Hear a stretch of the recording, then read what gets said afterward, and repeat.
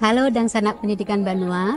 Hari ini bersama kita Bapak Bupati Kabupaten Hulu Sungai Tengah, Bapak Haji Aulia Oktaviandi, dan beserta Bapak Kepala Dinas Pendidikan Kabupaten Hulu Sungai Tengah, Bapak Muhammad Anhar. Sebelumnya kami ucapkan selamat kepada Bapak Bupati dan juga Bapak Kepala Dinas Pendidikan Kabupaten Hulu Sungai Tengah atas pencapaiannya terhadap penghargaan yang telah diberikan oleh Kemendikbudristek. Bahkan tidak tanggung-tanggung langsung mendapatkan 3 penghargaan. Ya, 3 penghargaan tersebut adalah kategori anugerah utama, kemudian kategori transformasi pembelajaran, dan juga kategori transformasi anggaran pendidikan. Pada tahun 2023 sebelumnya juga mendapat penghargaan Bapak ya, yaitu pada transformasi anggaran ya, dan regulasi. Dan bahkan di tahun ini juga di bulan Maret Kabupaten Hulu Sungai Tengah mendapatkan penghargaan yaitu standar pelayanan minimal rapor pendidikan daerah 2024 dengan kategori tuntas madya. Itu adalah kategori tertinggi ya, dengan nilai 84,57 ya Bapak. Oke.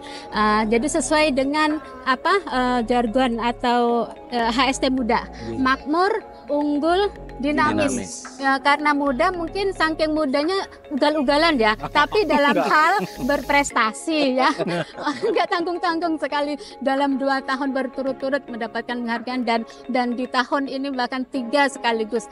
Mungkin hanya daerah di Kalimantan Selatan khususnya Kabupaten Hulu Sungai Tengah yang mendapatkan 3 langsung penghargaan tersebut ya Bapak ya.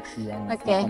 Alhamdulillah. Nah, bagaimana tanggapan Bapak atau perasaan terkait penghargaan yang telah dicapai oleh Kabupaten Hulu Sungai Tengah yang dipimpin oleh Bapak?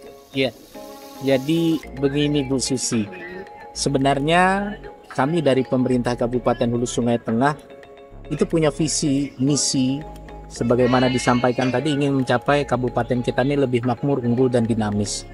Salah satu misinya adalah bagaimana kita memanusiakan manusia, yaitu bagaimana kita mendidik SDM-SDM kita ini agar bisa siap, kemampuan intelektualnya bisa bersaing nanti, kompetitif. Maksudnya itu dari unggul tadi. Jadi sebenarnya dari awal ketika kita membuat sebuah misi dalam rencana jangka panjang daerah kita 5 tahunan, itu sangat inline, sangat sebuah ada ketemu harmonisasinya ketika Mas Menteri Nadiem itu menginisiasi kurikulum Merdeka Belajar yang kalau bahasa kita tuh membuat transformasi pembelajaran yang sekarang ini saya bilang tuh berubah total, menjadikan lebih menyenangkan. Dan ketika kami dari pemerintah daerah sama punya misinya seperti itu juga, kami langsung kalau bahasa orang itu 100% ikut memanfaatkan kurikulum Merdeka Belajar ini menjadi agar bisa tercapai baik tujuan nasional maupun tujuan kami daerah. Itu kami bilang dulu langkah awal kami sebenarnya.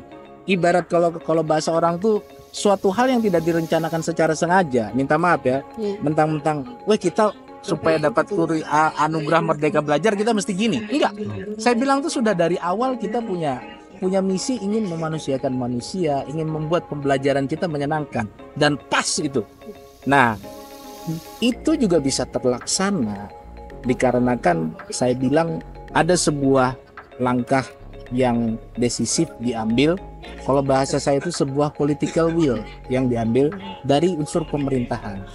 Ketika kami pertama lebih menganggarkan dalam hal pendidikan itu lebih dari 20%. Dan ketika kami mencoba bahasanya itu agar kurikulum Merdeka Belajar ini kita jangan separuh-separuh. Jangan separuh-separuh. Kami melakukan berbagai inovasi dalam pembelajaran, terutama digitalisasi, mempersiapkan para sumber daya gurunya, itu pas kebetulan juga dengan salah satu agenda utama Merdeka Belajar ini, bagaimana menyiapkan sebenarnya gurunya juga gitu loh. Bagaimana para guru penggerak, pas juga beriringan. Jadi tentunya apa yang ingin kami capai, yang kami rencanakan, harmonisasi dengan kurikulum Merdeka Belajar, outputnya adalah tercapainya tujuan-tujuan yang secara parameter dinilai oleh Kementerian Pendidikan itu adalah sebuah capaian yang bagus gitu loh. Misalnya tadi Ibu Susi sebutkan literasi numerasinya naik gitu. Itu sebenarnya output sebenarnya dari kita, apa yang sudah kita kerjakan. Terakhir juga saya bilang tentang political will tadi begini. Saya selalu mengutamakan dalam mengambil sebuah kebijakan itu faktor outputnya yang bisa terukur. Jadi kalau dinas pendidikan ini banyak faktor, minta maaf saya bahasanya tuh, faktor manusianya. Ketika kita harus berkompromi terhadap satuan pendidikan, pemangku satuan pendidikan, para kepala sekolah, ketika kita harus berkompromi, kita memilih mau yang tidak berkonflik. Ketika ada hal baru yang ingin kita kenalkan, semuanya terbagi dua pilihan dok, gitu loh. Kami mengedepankan, ayo rasionalnya ini harus dipakai, kurikulum Merdeka Belajar ini harus dipakai, gitu loh. Dan kami mengutamakan faktor rasional, bukan faktor, kalau bahasa orang itu faktor manusiawi yang kadang-kadang itu membuat outputnya jadi nggak maksimal, gitu loh ceritanya. Kami pemerintah Kabupaten Hulu Sungai Tengah, salah satu langkah awal kami adalah memastikan pertama dulu kepala sekolahnya ini punya sertifikat sebagai guru penggerak, dan itu akhirnya menjadikan tiket golden ticket kurikulum Merdeka Belajar ini bisa terlaksana di setiap satuan unit pendidikan. Itu bagi kami capaian ini tentunya sangat membuat sebuah kebanggaan gitu ya. Tapi tidak membuat kita juga terlena ya gitu loh, bahwa ada hal-hal ke depan yang harus kita pikirkan agar kurikulum Merdeka Belajar ini berlanjut. Praktek baik ini juga tetap berlanjut. Begitu Bu Susi. Kalau secara garis besarnya kita ceritakan. Jadi mulai dari akarnya, yaitu Betul. dari guru, kepala sekolah, kemudian Betul. sampai ke regulasi, sampai akhirnya menjadi output, dan akhirnya itu tidak usaha tidak mengkhianati hasil. Betul Bu Susi.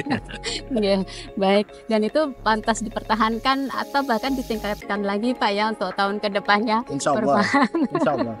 Ya, baik. Nah, kemudian itu sudah termasuk program inovasinya Pak ya. Nah, kemudian dampak dan hasil dari transformasi ini Pak, ini kan tadi outputnya sudah disampaikan seperti itu.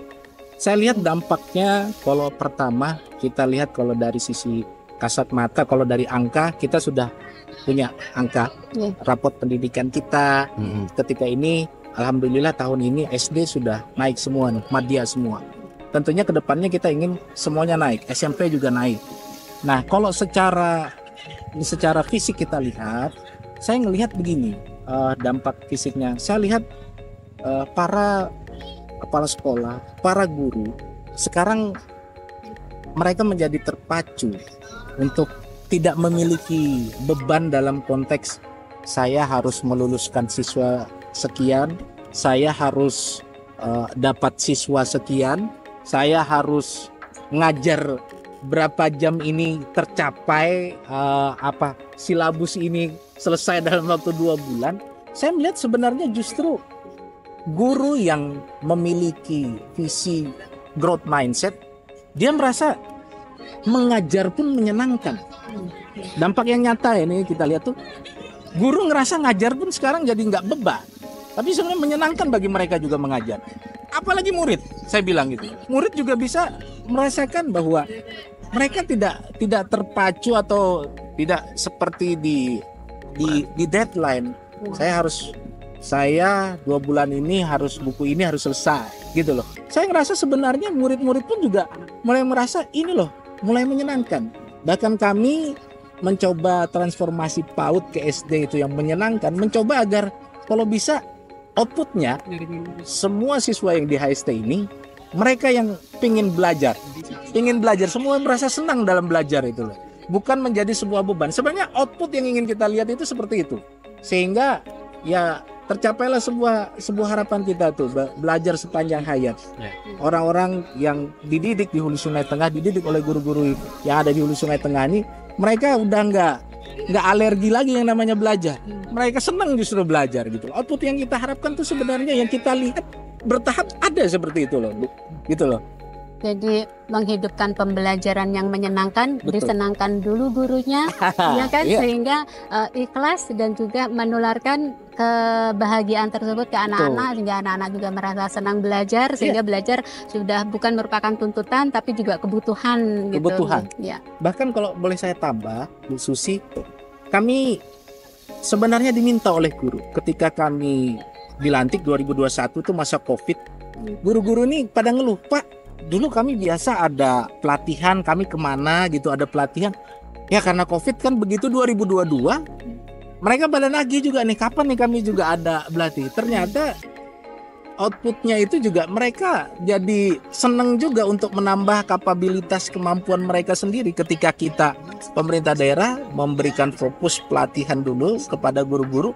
Itu juga membuat mereka senang gitu loh. Saya bilang salah satu kebijakan yang sesuai dengan sebenarnya keinginan para guru kita, yang sebenarnya mereka juga ingin ada menambah kapabilitas mereka loh melalui pelatihan-pelatihan yang ini rutin bekerja sama nih, nggak boleh nyebut merek tapi saya sebut aja BPMP dengan BGP juga kita lakukan itu loh sebenarnya.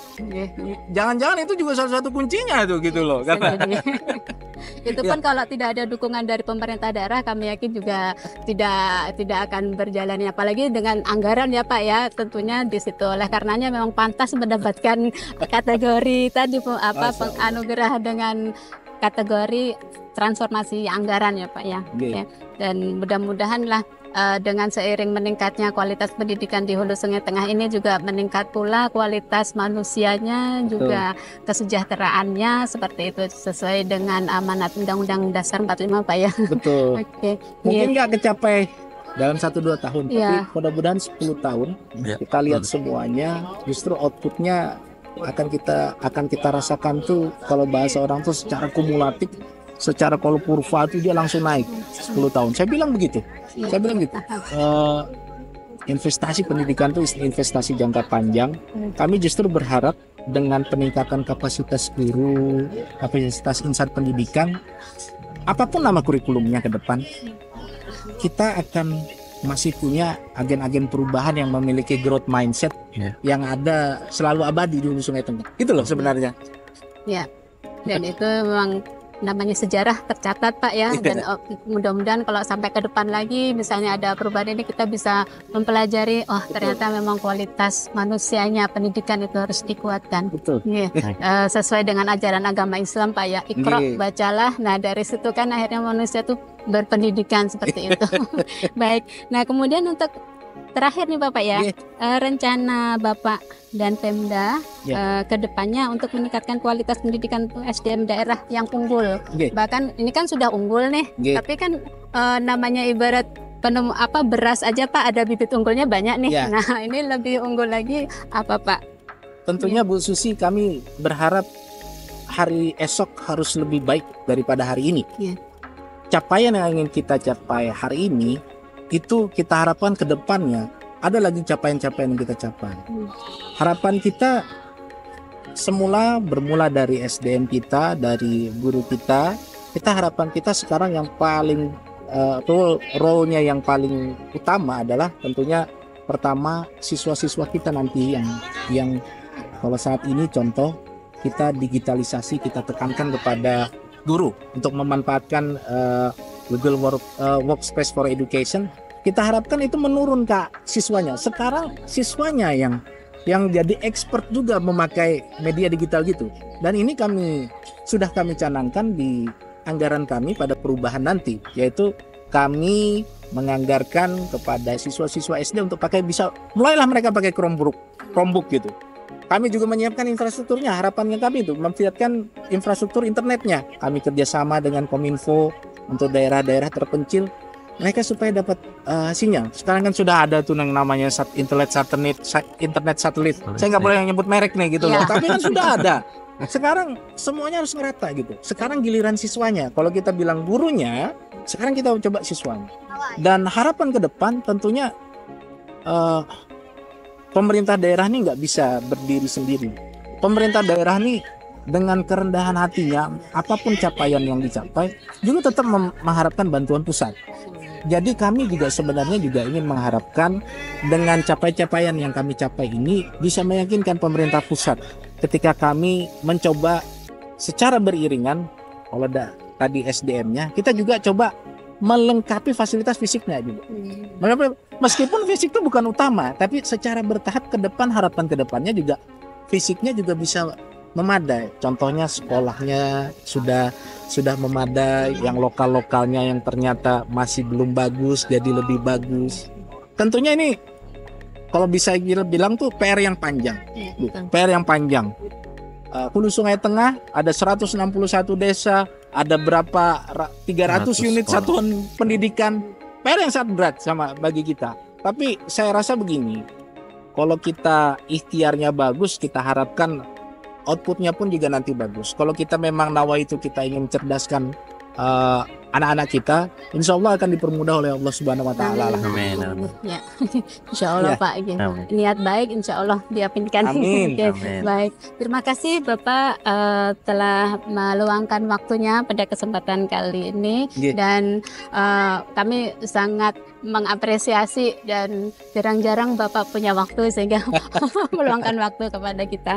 Baik, demikian tadi wawancara kami dengan Bupati Kabupaten Hulu Sungai Tengah yaitu Bapak Haji Aulia Oktaviandi dan juga dengan didampingi oleh Bapak Muhammad Anhar, Kepala Dinas Pendidikan Kabupaten Hulu Sungai Tengah. Terima kasih kami ucapkan sekali lagi, mudah-mudahan Bapak terlalu sehat dan terus konsisten untuk membuat HST lebih maju, muda tadi ya Pak ya, makmur, unggul dan dinamis. Dari kami cukup sekian, BPMP Provinsi Kalimantan Selatan, dekat tak bersekat layaknya sahabat.